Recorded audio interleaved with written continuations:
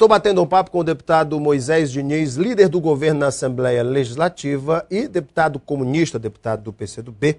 No bloco anterior, deputado, eu deixei no ar a sua posição como líder do governo e como um deputado do PCdoB sobre a fala da deputada Perpétua Almeida de que se o PT tinha a ideia de espatifar a Frente Popular, acho que conseguiu, ao saber das notas do PT. Estou com as notas aqui.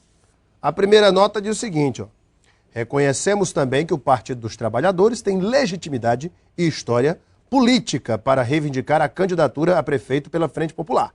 E, sobretudo, acreditamos que o PT fará seu debate interno de forma responsável e apresentará seu melhor nome para a disputa eleitoral de 2012. Confiamos também, olha essa parte aqui que eu acho interessante, que o PCdoB e o PV, históricos aliados de primeira hora e importantes construtores desse processo, reflitam e sigam sempre com a frente. Essa unidade da Frente Popular ou é muito frágil ou espatifou de vez, deputado. Como é que é isso? Uns dizem que essa nota primeira foi um ato falho, outros dizem que foi um ato de pressão. Eu acho que nenhum nem outro funciona no processo que nós construímos na Frente Popular nessa mais de uma década e meia. O processo que nós construímos é de ir à exaustão no diálogo interno e nunca fazer esse diálogo pela imprensa ou por notas. Foi uma pressão, mas não foi aquela pressãozinha, foi assim para dizer, ou vocês se posicionem, reflitam, ou então esse negócio de caminhar junto aqui, eu acho... E a segunda nota, então, corrigiu... Certo, né, a segunda nota diz o seguinte, que saiu, na verdade, a segunda nota mantém todo o conteúdo e retira o último parágrafo. Retira esse parágrafo aqui. Exatamente. Esse foi o que nós fizemos, conversando com os companheiros dos demais partidos, de que a decisão anterior da Frente Popular deve ser mantida. A gente ia à exaustão na definição de um nome único para enfrentar a oposição. Mas isso não mostra, deputado, que o PCdoB não aceita os nomes que o PT está colocando, haja vista que a própria deputada Perpétua, por telefone, me disse hoje, Alain, não sou candidata de mim mesma, sou candidata de uma instância política, o PCdoB, erigida durante nossa plenária municipal, aliás, da qual não participaram nenhum dos líderes do PT, só o Léo Brito. E ela disse mais, se o PT apresentar um nome verdadeiramente forte, com condições de ganhar essa eleição, eu retiro o meu nome. Mas não é isso que nós estamos vendo. E aí, deputado? Eu acho que o processo vai chegar à unidade da Frente Popular. Eu acredito nisso. A oposição precisa ter vários candidatos para poder nos enfrentar. Ela sabe que precisa de 2 candidatos para poder forçar um segundo turno. Porque ela pode entregar já no primeiro. Então é natural essa tática da oposição. Para nós não interessa 1 ou 2 ou 3 nomes na Frente Popular. A nós interessa um nome único, para que a gente faça essa disputa com a oposição. Eu acredito e vou me esforçar dentro do PCdoB e dentro da Frente Popular para que a gente tenha um nome único. É lógico que o meu esforço é que esse nome único seja o da deputada Perpétua Almeida. Se o nome único não for da deputada Perpétua Almeida, com certeza os militantes do PCdoB estarão nas ruas fazendo campanha para esse nome, porque deu certo o Jorge Viana governador, deu certo o Binho governador, deu certo o Angelim prefeito e pode dar certo a Perpétua prefeita. Portanto, um prefeito ou um deputado da Frente Popular unificado já provou que tem força na eleição e tem unidade para governar, entra unido já no governo e não espatifado da eleição e tem condições de fazer um bom governo e melhorar cada vez mais as condições de vida do nosso povo, que esse é o nosso principal objetivo. Portanto, se tivermos que abrir mão de candidatura, vamos abrir.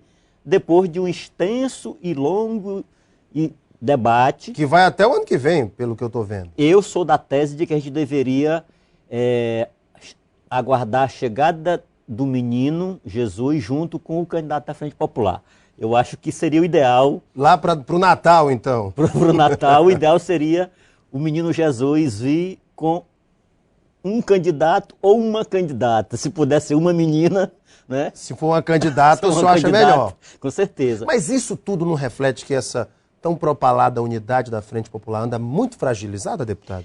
Eu, sinceramente, você já sempre tem dito isso publicamente, que o meu estilo é de falar muito o que eu penso. Né? Porque o meu estilo é esse, vim lá do interior, não me elegi necessitando de esquemas, a população me conhece.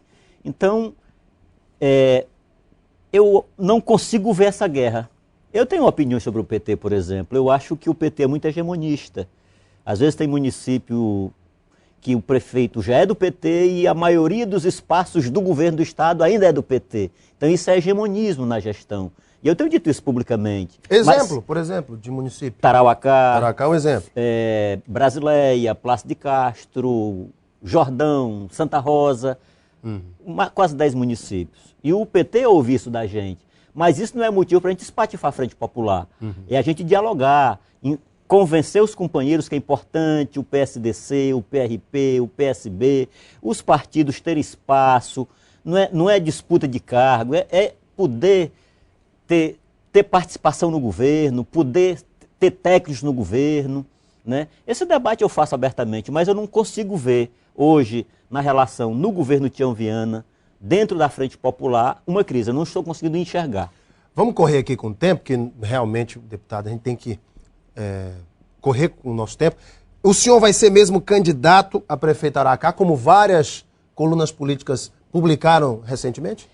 Eu coloquei o meu nome como pré-candidato, mas Taracá está muito instável, então eu estou propondo que a gente abra mais pré-candidaturas no PCdoB, tem do ex-vereador Batista, do vereador Meleiro, tem de um empresário chamado Hugo Oliveira, uma ex-vereadora Pilha, ou seja, nós temos uma gama que podemos chegar aí uns 6 a 7 pré-candidatos a prefeito do PCdoB, e temos também bons nomes nos outros partidos. No PDT tem o vereador Chico Batista, no PT tem o doutor Jazone e o doutor Rodrigo, que também são 2 bons nomes. Então colocar o seu nome foi também uma espécie de pressãozinha para Não, na verdade tinha um objetivo de dizer para os companheiros de lá do PCdoB, do PT, do PDT, dizer, pessoal, se acalme, vamos cuidar dos problemas do povo e deixar a eleição para 2012.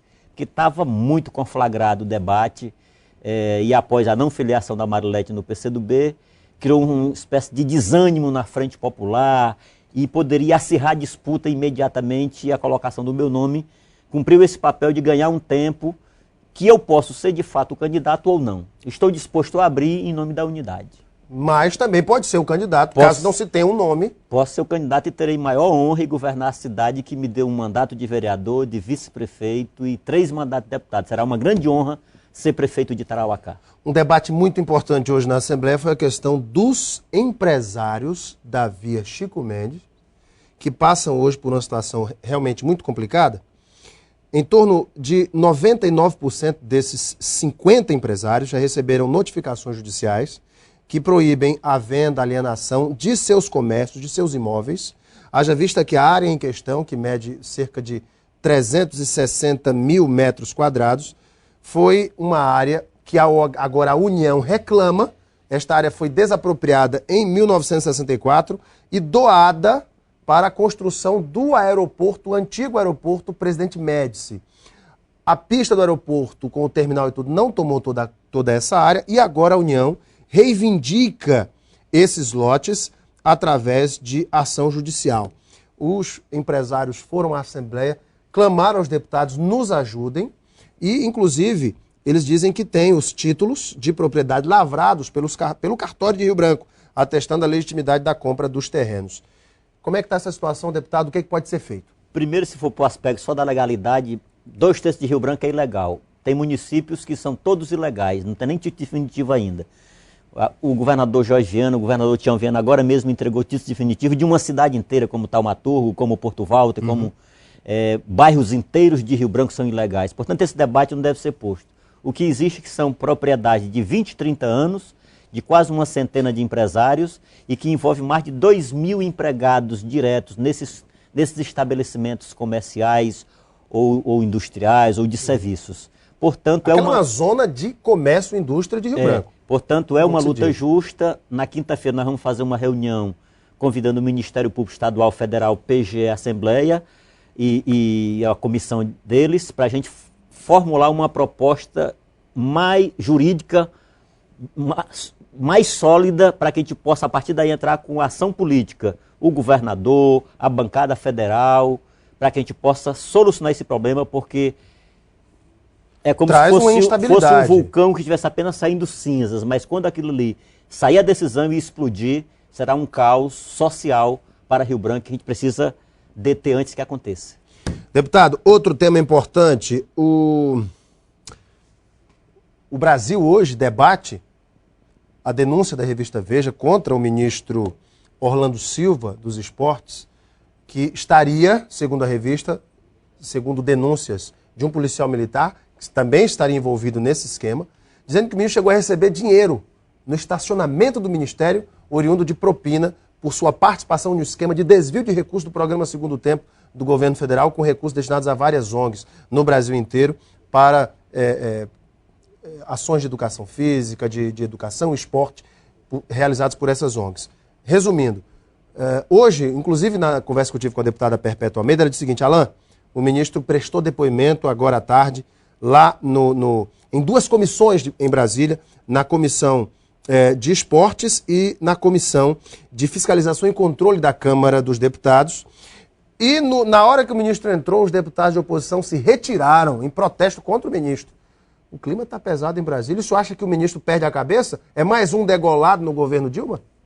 O ministro Orlando fez algo que eu não tinha visto ainda nos últimos 30 anos de República, que foi pedir imediatamente, após a denúncia do ex-policial, pedir investigação rigorosa da Polícia Federal sobre aquela denúncia, pedir ao Ministério Público Federal investigação rigorosa e, por conta própria, ir na Câmara Federal fazer esclarecimento. Antes eu só ouvia ministro ou denunciado de corrupção tentar desmontar a imagem do delator, do denunciante. E no caso de CPI, apagar a CPI. Apagar a CPI e, no máximo, se colocar à disposição de uma comissão de controle interno do próprio Ministério, que é uma balela. Ele pediu à Federal, Ministério Público, e se dispôs, se colocou à disposição do Congresso. E teria mostrado uma indignação também. Indignação. Nós confiamos no Orlando. Agora, se infelizmente, eu acredito que ele é inocente. Agora, se infelizmente comprovar que ele cometeu ilícito, com certeza ele perderá o ministério e será expulso do PCdoB. Deputado, nosso tempo encerrou. Obrigado pela tua vinda ao programa, viu? Muito obrigado.